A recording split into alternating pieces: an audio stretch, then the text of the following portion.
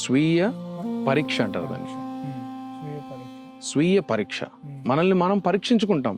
మన లోపల ఏముంది, మన గుణాలేంటి, మనకుండే దుర్గుణాలేంటి, మనకుండే బలహీనతలేమి, మన బలాలేమి, మనకుండే సద్గుణాలేమి, దీనిలన్నిటిని కూడా నీకు నువ్వే హానెస్ట్గా, నీ ఆత్మే సాక్షి, నీ ఆత్మ సాక్షిగా నీకు నువ్వు చూసుకొని నిన్ను నువ్వు కరెక్ట్ చేసుకుంటూ ముందుకెళ్ళు. అందుకనే గొప్పలు కూడా అంటారు కదా, ఎవరయా పరమ గురువు, ఎవరయా సద్గురువు, ఎవరయా నిజమైన గురువు అంటే మన అంతరాత్మే మన నిజమైన గురువు. ఎందుకంటే ఆ అంతరాత్మ ఎప్పుడు అసత్యం ఆడదు, అబద్ధాలు చెప్పదు. సో అందుకనే గురువు ఎవరు అని నిన్ను ఎవరన్నా అడిగినారనుకో, నా అంతరాత్మే నా ఆది గురువు అని చెప్పాల. ఎందుకంటే అంతరాత్మ అబద్ధం ఆడదు. అంతరాత్మ నిన్ను అంధకారంలో నెట్టేయదు. అంతరాత్మ ఎప్పుడు నీతో చెప్తానే ఉంటుంది, నువ్వు చేస్తా ఉండేది తప్పు, నువ్వు చేస్తా ఉండేది ఇది అధర్మయుక్తమైంది, ఇలా చేస్తే మంచిగా అవుతుంది, ఇలా చేస్తే మంచిది కాదు అని అన్ని చెప్తా ఉంటది.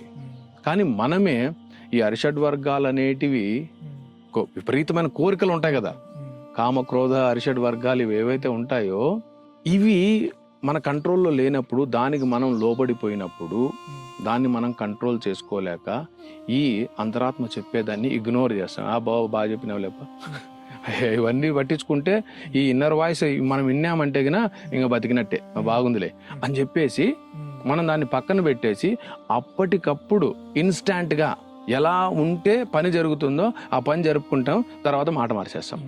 ఇట్లా వాళ్ళు చాలా మంది అయిపోయినారు. పని జరిగేంత వరకు నీకు సెల్యూట్ చేస్తారు, నువ్వు హీరో అంటారు, నిన్ను పైకి తీసుకొని పోతారు.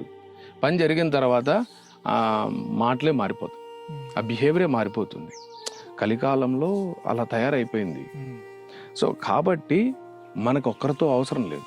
మనల్ని మనం స్వీయ పరీక్ష చేసుకున్నప్పుడు మన అంతరాత్మనే ఆది గురువుగా పెట్టుకొని ఆ అంతర్వాణి ఏదైతే నీకు చెబుతుందో, నిన్ను ఎలా అయితే గైడ్ చేస్తుందో దాన్ని తూచా తప్పకుండా చిత్తశుద్ధితో మనము ఫాలో అవ్వగలిగితే నువ్వు ఎల్లప్పుడూ సేఫ్ సైడ్ ఉంటావు. దానికి మించిన రక్షణ కవచము వేరొకటి ఇంకోటి లేదు. ఇది ధ్యానం చేసుకునే ప్రతి ఒక్కరికి తెలుసు. సద్గురువులు కూడా ఎప్పుడు చెప్పే మాటలు ఇవే, మంచి మాటలే చెప్తారు. వాళ్ళు కూడా అంటారు, నాయన నువ్వు వాళ్ళు చెప్పింది వీళ్ళు చెప్పింది, ఆ స్వామి చెప్పింది ఈ స్వామి చెప్పింది ఏమి వినద్దు. మొట్టమొదటి నువ్వు వినాల్సిందేమంటే నీ అంతర్వాణి ఏం పలుకుతా ఉంది, దాన్ని వినేదానికోసమైనా ధ్యానం చేయవా. నువ్వు ధ్యానం చేస్తే కదా నీకు తెలిసేది, అంతే కదా. నువ్వు ధ్యానం చేస్తే నీ అంతర్వాణి ఏం చెప్తోంది, నీ ఆది గురువు అయిన అంతరాత్మ ఎలా నిన్ను నడిపిస్తుంది అనేదే కదా నీకు అప్పుడు తెలుస్తుంది.